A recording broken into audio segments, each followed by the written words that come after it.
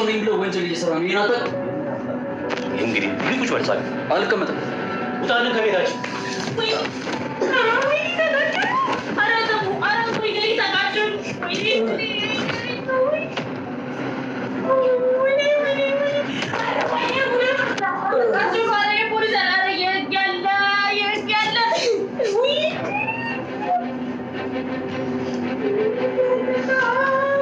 የት አባታችሁን የደበቃችሁት?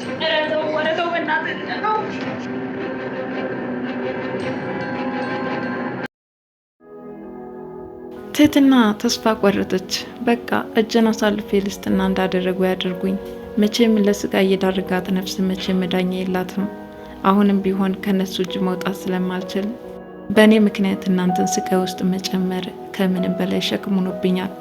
ስለዚህ ከዚህ በኋላ እጄን እሰጣለሁ በማለት ቆርጣ ተነሳች። አብርሽ ግን አሁንም አሳልፎ መስጠት እንደማይፈልግ እየተከራከረ ነው። መሳይ ግን ከዝና ጋራ በመደዋወል ገንዘብ ከሰጠኝማ በጣም ርቦኛል፣ አሳልፌ ለመስጠት እገደዳለሁ። ትህትና ከኛ ቤት ናት፣ መተህ መውሰድ ትችላለህ፣ ከኩሽና እጠብቅሃለሁ ብሎ ይነጋገረዋል።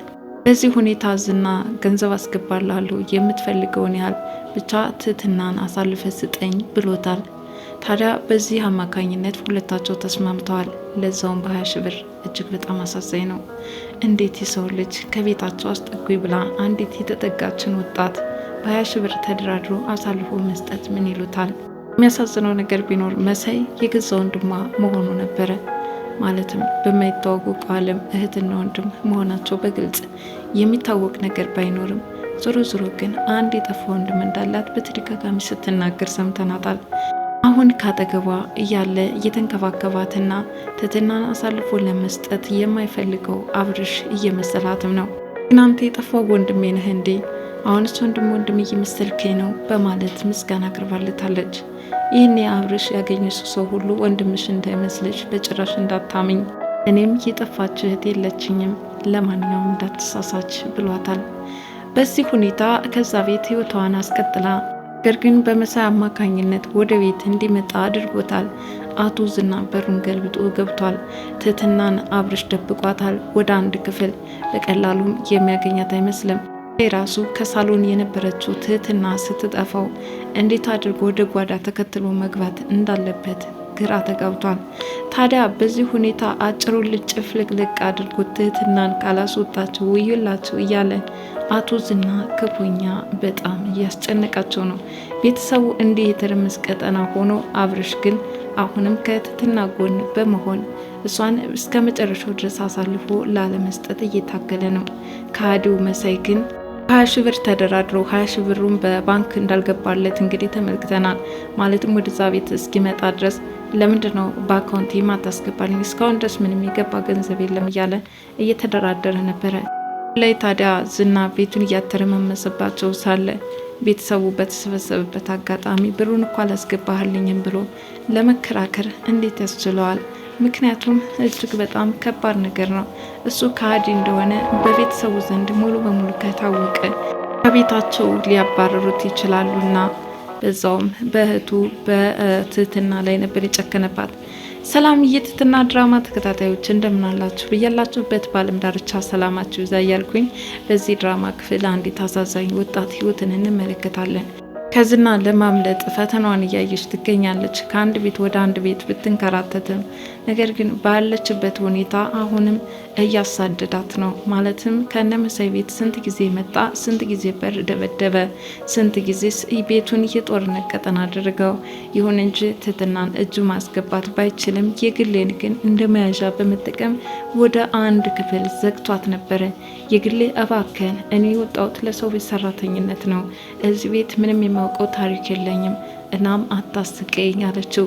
የግሌ ያሉሽ ስለምንድን ነው ሲል ከስሟን በመነሳት ሲጠይቃት ነበረ። እሷም በልጅነቷ በጣም ቆንጅዬ እንደሆነችና እዚህ መካከል በተለይ አባቷን መስላ እንደተወለደች በዚህ ምክንያት የግሌ እንዳሏትም ገልጻለታለች። ትህትና ያለችበትን የምትናገሪ ከሆነ ከሰው ቤት ወጥተሽ ትዳር መስርተሽ ራስሽን ህይወት የምትመሰርችበት በጣም ብዙ ገንዘብ እሰጥሻለሁ ሲል ቃል ገብቶላታል።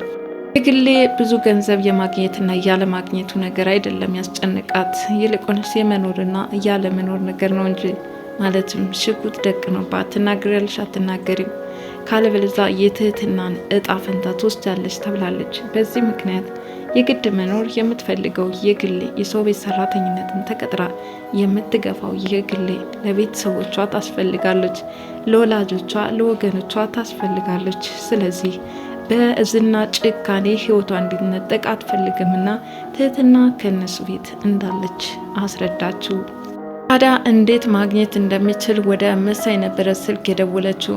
መሳይ አሳልፎ ይሰጣል መስሎ አልታያትም በፍጹም። እንዴ ስለ አንዲት ልጅ ብለን ህይወታችንን ለምን አደጋ ላይ ይወድቃል?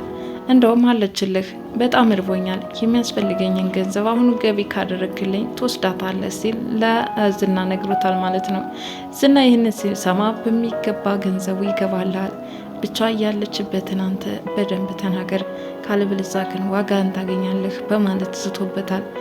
እሱም ታዲያ ይህን ሲናገር የሰማችው የግሌ በጣም ከሃዲ ነው፣ አብረን እንዳልበላን አብረን እንዳልጠጣን ያችን ምስኪኗን ትህትናን አሳልፎ በገንዘብ ይሰጣል ማለት ነው። ይህ ማንነቱን አላውቀውም ነበረ፣ በጣም ያሳዘነኝ እያለች ከዝና መካከል ራሱ መሳይ ማንነት በጣም ነው የኮነነችው።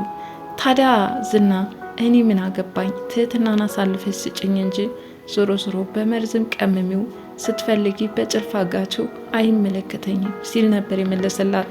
ትህትና ደግሞ ቀን በቀን ስቃዋ እየጨመረ መጥቷልና እየተሰቃያችሁ ያላችሁት፣ ስለዚህ የእናንተ ፈተና እኔ ከሆንኩኝ እዚህ ቤት እወጣለሁኝ፣ እጅን አሳልፍ ይሰጣለሁ እያለች ነው።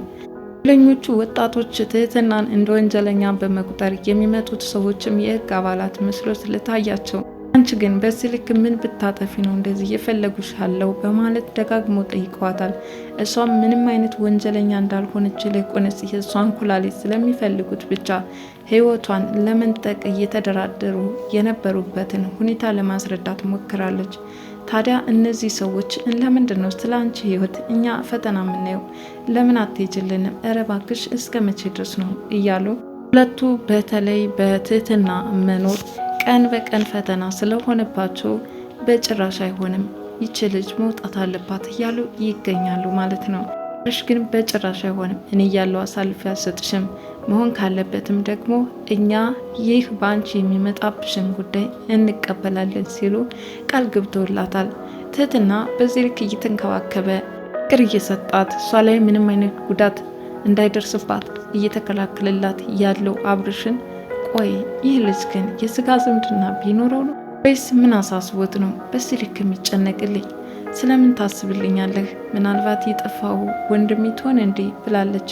እሱም የጠፋች እህት እንደሌለችው ይልቁንስ ስለ ሴት ልጅ መከራከርና ጥቃት ሲደርስባትም ዝም ብሎ ማየት እንደማይፈልግ ነግሯታል ማለት ነው። ከዝና ጋር ተደራድሮና ተነጋግሮ ከጨረሰ በኋላ ኩሽና ነበረ መጠበቅ የፈለገው።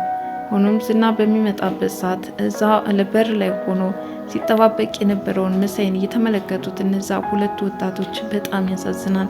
አብሮን በላ አብሮን ጠጣ። ዛሬ ግን አንዲትን ጉብል የውሃ አሳልፎ ለመስጠት በገንዘብ ተደራድሮ ጨረሰ። እንግዲህ ከዚህ በላይ ክደት ምን ይመጣል?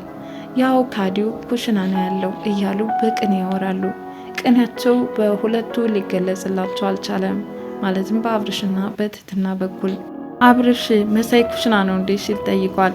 ኩሽና ምግብ የሚያበስል መስሎ ነገር ግን አንድ ተንኮል እየሰራ ይመስለኛል በማለት እርስ በርሳቸው እየተጠቃቀሱ ነው። በመጨረሻም ዝና ወደ ቤት መጣ። ከመሳይም ጋር ተገናኘ። እየጎተተ ወደ ሳሎን ይዞት መጣ። ሳሎን ይዞት ሲመጣ ግን ገና በር መንኳኳት ሲጀምር ትቀመጥበታለች ብሎ ወደማያስበው ክፍል እየጎተተ ይዟት ገብቷል። በጭራሽ ይህ ይሆናል ብሎ ያልጠበቀው ነገር ነው። ምክንያቱም በመጀመሪያ ሳሎን እንድትቀመጥና ሁኔታዎቹ ተመቻችተውለት ዝና እንዲወስዳት ጥሩ አጋጣሚ ይፈጥርልኛል ብሎ ስላሰበ ነበረ። ጣ ያላገኛት ትህትናን ዝናም እያንዳንዱ ቤተሰቦች በቦክስ በማለት ያተረማመሳቸው ገብቷል። ሁሉም መሬት ላይ ተዘርረዋል። አብርሽም የሚገባበት ግራ ገብቶታል። መሳይ በበኩሉ የተደራደረበትን ገንዘብ እንዴት መጠየቅ እንዳለበት በጣም ተጨናንቋል። ምክንያቱም ይህ ያወራው ሚስጥር ሊታወቅበት ስለሆነ መሳይ በዚህ መልኩ ትህትናን አሳልፎ ለመስጠት እስከዚህ ደረጃ ደርሷል። ካሌብም ዝናን ፍጠን ካለበለዚያ ሰውየውን በሕይወት ልናጣው ነው፣ አሁን የሞት ጣር እያጣጣረ ነው። ዛሬውኑ ተግባራዊ ማድረግ አለብህ እያለ እያስጨነቀው ነው። ታዲያ ዝና ለዚህ ነበር የሚሯሯጠው። ሆኖም ይሳካለታል። ትህትና በእጁ ቁጥጥር ስር ትገባለች አትገባም? ትህትና በጭራሽ ከዝና መገናኘት የለባትም። ምክንያቱም ይህ የመኖርና ያለመኖር ጉዳይ ነው። እንደስካሁኑ ለሚስት ፈልጋታለሁ ወይም ደግሞ ይቺ ልጅ በጣም ወዳታለሁ መልከኛ ስለሆነች አይደለም ድርድሩ። ኩላሊቷን በመውሰድ ሌላ ሰው በማዳን ማፊያ ቡድናቸው ወይም ደግሞ በህገወጥ የሚሰሩት ስራቸው እንዲደናቀፍባቸው ባለመፈለግ ይህንን ዋነኛ የሆነ ሰው መተባበር ይፈልጋሉና በቀጣዩ ክፍል ትህትና ድራማ እስከምንገናኝ ድረስ ለዛሬ ያቀረብኩላችሁን ይመስል ነበረ። ለዚህ ቻናል አዲስ የሆናችሁ ሰብስክራይብ ያላችሁ ቤተሰብ እንድትሆኑ በትህትና ጠይቃለሁ። ባይ ባይ።